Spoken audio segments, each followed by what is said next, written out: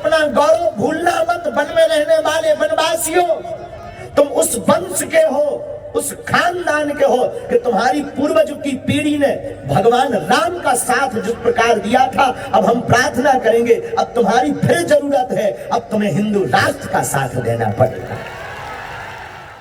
बालाघाट के वनवासियों से हिंदू राष्ट्र का साथ देने की अपील करने वाले बागेश्वर धाम के बाबा धीरेन्द्र शास्त्री अपने अगले पड़ाव के लिए निकल चुके हैं, लेकिन उनकी बालाघाट से रवानगी से पहले दिव्य दरबार के मंच पर जो कुछ हुआ वह अब बालाघाट जिले की राजनीति का एक बड़ा मुद्दा बन गया है, जिसकी चर्चा राजनीति के जानकारों और आम जनता में सर्वत्र सुनाई पड़ रही है। ऐसा प्रतीत हो रहा है कि बाबा को इस क्षेत्र में बुलाने के पीछे मंत्री रामकिशोर कावरे जी की जो भी मंशा रही हो, उसमें वह पूरी तरह कामयाब नहीं हो पाए। बाबा धीरेन्द्र शास्त्री के आने से पहले जहां आदिवासी और कलार समाज का संयुक्त विरोध देखने मिला, तो वहीं जाने से पहले धार्मिक मंच पर एक ऐसा विवाद हो गया जो राजनीतिक तौर पर मंत्री कावरे के लिए सुखद अनुभव तो नहीं हो सकता। अभी प्रवेश वर्जित है।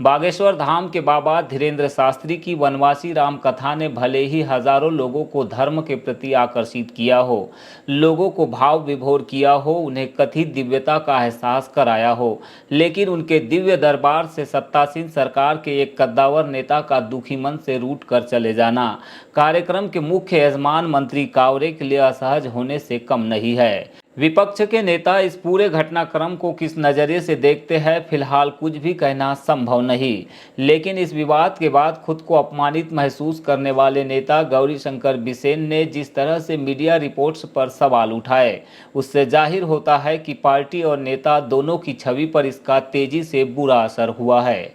इसी के चलते बिना देर लगाए उन्हें इस कंट्रोवर्सी को थामने मीडिया का सहारा लेना पड़ा। आइए आपको सुनाते हैं भोपाल में आयोग अध्यक्ष ने बागेश्वर धाम के दिव्य दरबार में हुए घटनाक्रम पर क्या कुछ कहा।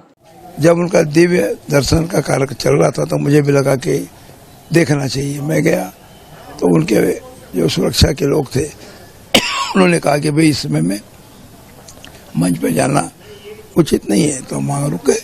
इसके अलावा और कोई घटना नहीं घटी। और बाद में फिर गुरुदेव का भी दूसरा जो प्रवचन शुरू होना था, प्रवचन हुआ, वो पूरे शांतिपूर्वक 2 दिन तक कार्यक्रम चला। तो ये इतने बड़े जमघट में जहाँ लाखों लोग हों, ये जो बातें सामने आई, इसका मैं पटापेक्ष करता हूँ। सारा जो दृश्य है वो सही नहीं है, और इस तरह के बड़े ऐसे आयोजन जहाँ लाखों लोग आते हैं, बड़ी सामान्य सी बात।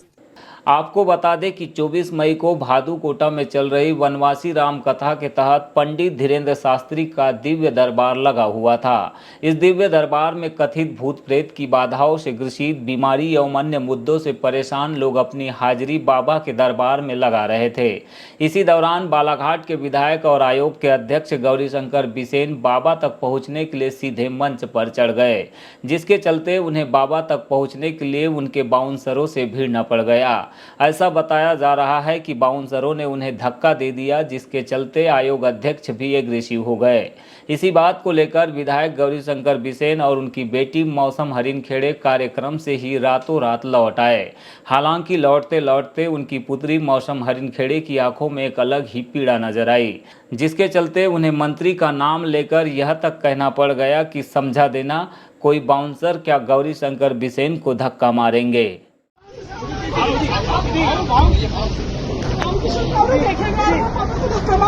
बता देना उसको।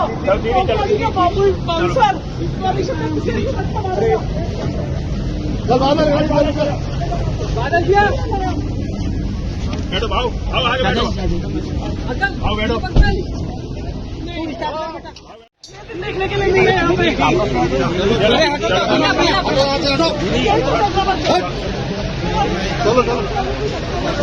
चलो